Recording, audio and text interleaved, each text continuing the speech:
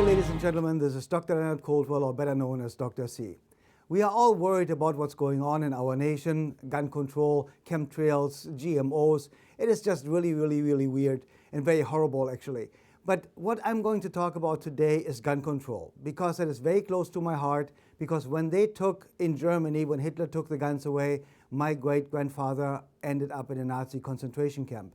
Taking the guns away was the beginning. But I want to go to some facts here. We all know where there is a liberal gun law. First of all gun laws are illegal or absolutely unlawful.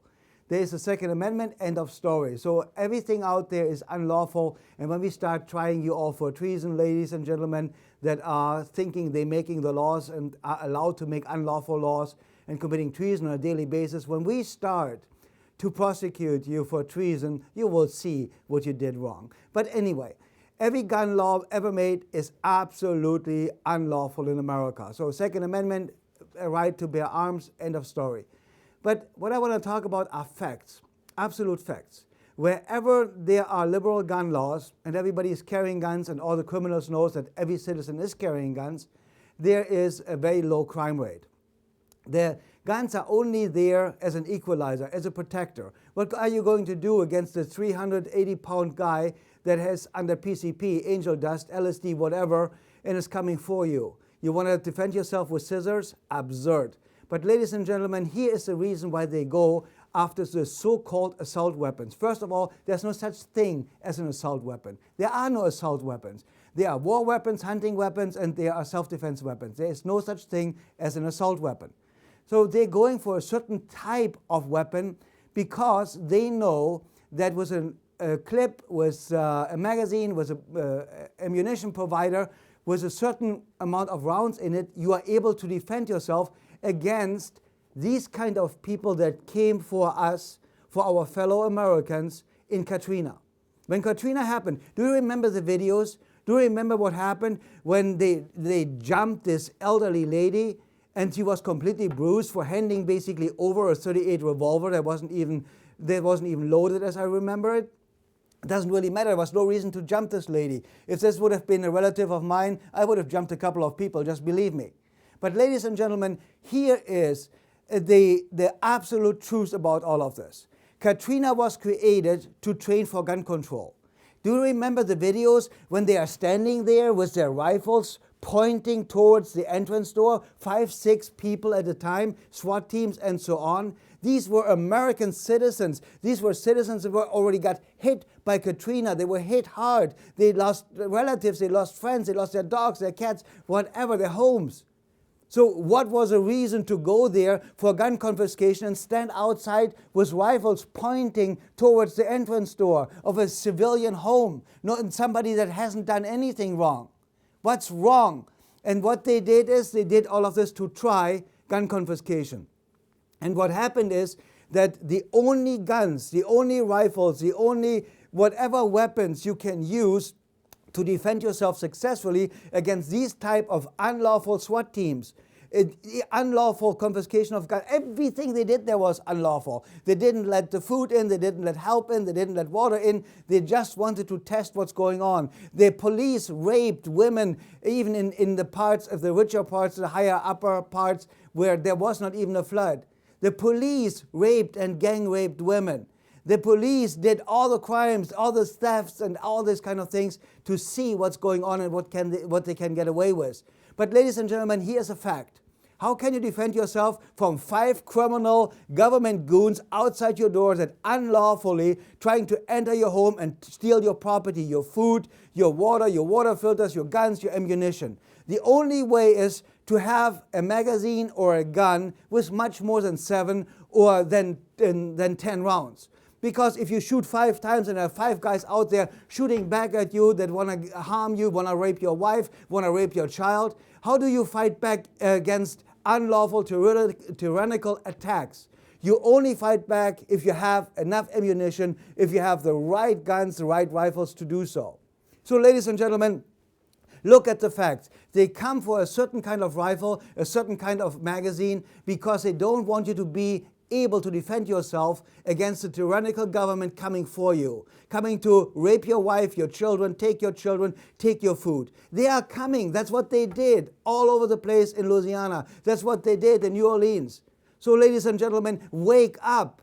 That has absolutely nothing to do. Every bank robber can do anything with a 10-round or 7-round magazine. And do you think, Feinstein or Como, that we forget you when we start trying you for treason? We don't forget you. You are high up on the list. And there's only one verdict, one ruling for treason. There's only one penalty for treason. Don't forget that we are coming for you lawfully. We can all form a grand jury, 27 people coming together, forming a grand jury, and we're coming after you. It will come. I'm a peaceful person. I don't have any of these rifles or any of the stuff you want to confiscate or make illegal. You don't have the right to do anything. You have no rights. You are working for the U.S. federal government, which is nothing else than a U.S. corporation. The U.S. corporation was registered 1933 by President Roosevelt in France. It's a corporation. The only jurisdiction you guys have is in Washington, D.C., the 10 square miles of Washington, D.C. That's all of it. You have no jurisdiction over the states. You have no jurisdiction over me. You have no jurisdiction over any one of the people. You only have jurisdiction over the territories you bought, or the government employees, or the people in D.C. End of story. Why are there national parks? Because there's all this raw material underneath, gold, diamonds, silver, there's gas, there's oil. That's why there are national parks. So you cannot get it from the people, so you come up with Agenda 21 so that you can criminally steal the land from the people where you know there are all the treasures underneath. Every national park, ladies and gentlemen, is only there because they wanted to make sure that they get the raw material underneath. There's usually diamonds, gold, silver, gas, or gasoline underneath these grounds. That's why they steal. If they cannot steal your property, they take a frog that is on the endangered species list, put it there and say, oh, because a frog is there, we have to call out the natural preserve and we throw you off your property and we own it now. The feds can own nothing. The states, only the 50 states created the federal government. So we can recreate the federal government every 5 minutes if we are up to. The federal government is the lowest on the line. Obama is nothing else. And Ellen West said it, the CEO of the U.S. corporation. It's not a country, it's a corporation. You guys need to wake up. It's the last possibility to wake up.